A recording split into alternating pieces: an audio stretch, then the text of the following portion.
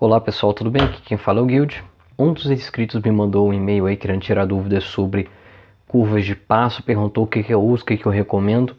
E nesse vídeo curtinho eu vou passar um pouquinho do meu setup aqui. Eu uso curvas lineares, tá? 0-100. Quando eu era iniciante eu costumava, por exemplo, dar uma arredondada aqui, baixar um pouquinho a quantidade de passo na saída.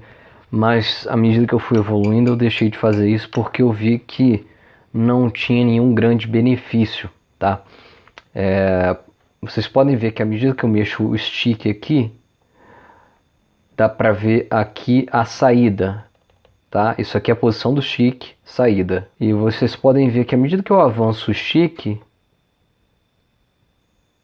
aqui nessa fase, ó, o passo avança de maneira desproporcional. Então eu crio um calo, eu crio uma resistência. O ângulo vai avançando aos pouquinhos, chega uma hora que ele dá uma explodida para cima. Então não é algo muito benéfico fazer esses tipos de arredondamentos. É mais interessante você deixar a curva linear, que você tem o tempo todo uma proporcionalidade. Você não tem gargalos, você não tem um calo que uma hora trava o passo, uma hora o motor explode. Aí o helicóptero fica ruim de overall, o helicóptero fica subindo e descendo, você não tem muito controle. Deixa linear que é melhor. Outra coisa que eu observo normalmente também é pessoal também que dá uma arredondada na curva aqui, tanto no positivo como no negativo, nos pontos mínimos, na esperança de corrigir um excesso de passo positivo ou um excesso de passo negativo. Novamente, você recai no mesmo problema, tá? Não acho uma prática interessante. Corrija o problema mecânico que você tem aí, um desalinhamento de braço de servo, ou um excesso de comando mesmo no próprio rádio ou na unidade flybarless, e acerta. E acerta de preferência no local certo, tá? Não faça esse tipo de artifício aqui num helicóptero flybarless e larga a unidade de lado, tá? Eu recomendo sempre que vocês façam as coisas do jeito certo, que é para ter um bom resultado. Depois, se o negócio der ruim, não adianta reclamar. Infelizmente, esse inscrito que me procurou, ele tinha feito esse artifício aqui, ele tinha colocado aqui 66, se não me engano, e aqui algo próximo de 70%. Só que a curva de hold dele ele não mexeu. Inclusive, ele tinha mexido até no ponto aqui de 50%.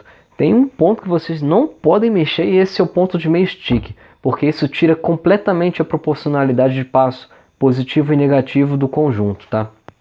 E o que aconteceu?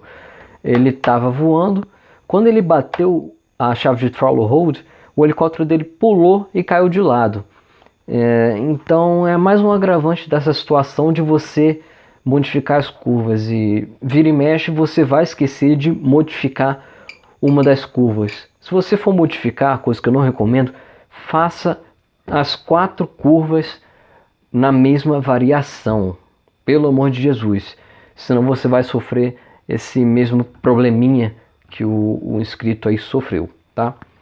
Outro artifício, entre aspas, comum é o pessoal que arredonda aqui o primeiro ponto, é o pessoal que eleva aqui o primeiro ponto para não ter tanto negativo quando vai colocar o helicóptero no chão. Para mim isso é outra coisa também que não é nada válido.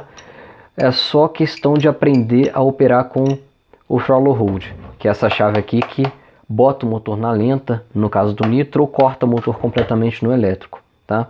Então, pô, você tá voando, chegou aqui no meio stick, bate o hold e espera o rotor parar, bota um pouquinho de negativo para dar aquela sentada do helicóptero no chão e já era. Não tem porquê capar o primeiro ponto aqui para tirar negativo, isso não faz nenhum sentido. Se você faz isso, provavelmente você não está habituado a operar com essa chave aqui, e isso eleva de maneira muito grande o risco de você sofrer um acidente, ou dando partida no helicóptero, ou transportando um helicóptero, vai esbarrar no stick, vai acontecer alguma coisa. Essa chave de hold, ela é importantíssima, tá?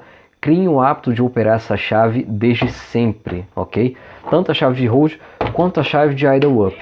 Operar idle up é muito importante porque vamos supor que você está voando num local que está ventando muito. Você está com o helicóptero no hover, está trazendo ele para perto do chão. Você vai abaixando o stick, vai abaixando o stick, vai abaixando o stick. o helicóptero não está respondendo porque ele está tomando porrada de ar debaixo do rotor, ele está sendo elevado aerodinamicamente, entre aspas, né, pela massa de ar que está ali em volta, e você abaixando chique. Só que você não está comandando só o passo quando você opera no modo normal. Você está reduzindo também junto o motor. Então vai chegar uma hora que vai ter tão pouca RPM que o helicóptero vai descer igual uma pedra. Você vai encher a mão na tentativa de recuperar, o helicóptero vai entrar em soft start, ou se não tiver soft start, a cauda pode girar e aí você vai perder o controle do helicóptero. Falando em idle, para um elétrico essa curva aqui funciona, tá? Uma curva linear, ok? Então uma curva linear 65 ou uma curva linear 75 para começar, para entender como o helicóptero vai se comportar é uma boa. Isso para um helicóptero elétrico, tá bom? Já para um helicóptero a combustão, a curva de idle up tem que ser um pouquinho diferente. Se for um helicóptero grande, tipo um 700 ou um 600, essa curva aqui funciona muito bem. 100% nos batentes, que é quando você vai estar com o passo cheio, você vai exigir muito do motor, e ela vai reduzindo aos pouquinhos aqui para o centro. No centro você vai estar sem passo, né? Passo chato. E se você não tiver um ponto bem baixo aqui, pode ver que eu usei 10% a menos que nos pontos intermediários aqui. Se você não fizer esse artifício, você vai ter um disparo de rotação, você pode quebrar a biela do seu motor, enfim. Já falei isso no vídeo sobre o governador, mas aqui no YouTube a informação fica muito desencontrada, não tem jeito, eu falo de novo, não tem problema. Se você voa glow e não voa governado, por favor estude, vai correr atrás disso, porque isso também é uma coisa que melhora muito o voo, o helicóptero fica mais respondão, fica mais econômico e você não tem que se preocupar em ficar mexendo toda hora na curva de aceleração, porque a rotação final do motor vai depender do ajuste da mistura. Vai ter dia que a mistura vai ficar mais rica, vai ficar mais pobre, você não vai querer mexer, beleza. Então essa RPM vai ficar sempre variando, nunca vai ser uma RPM constante. Se você voa governado, você vai colocar lá, eu quero 1800 RPM. E ele vai se criar para botar aquela RPM para jogo, tá? Então facilita muito o ajuste do helicóptero, porque você consegue ajustar de uma forma bem legal o motor em carga, enfim, é só benefício. Já a curva normal no nitro eu uso algo assim, ok?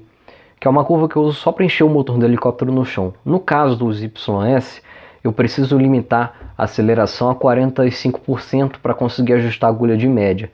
Se não for um YS, você bota só o suficiente para o helicóptero sair do chão e não deixa aqui no high a 100%.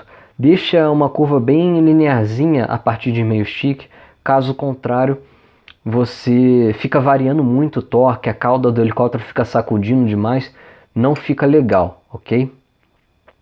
Novamente, eu uso essa curva aqui só para encher o rotor e no chão mesmo eu bato o idle up e saio para voo, ok?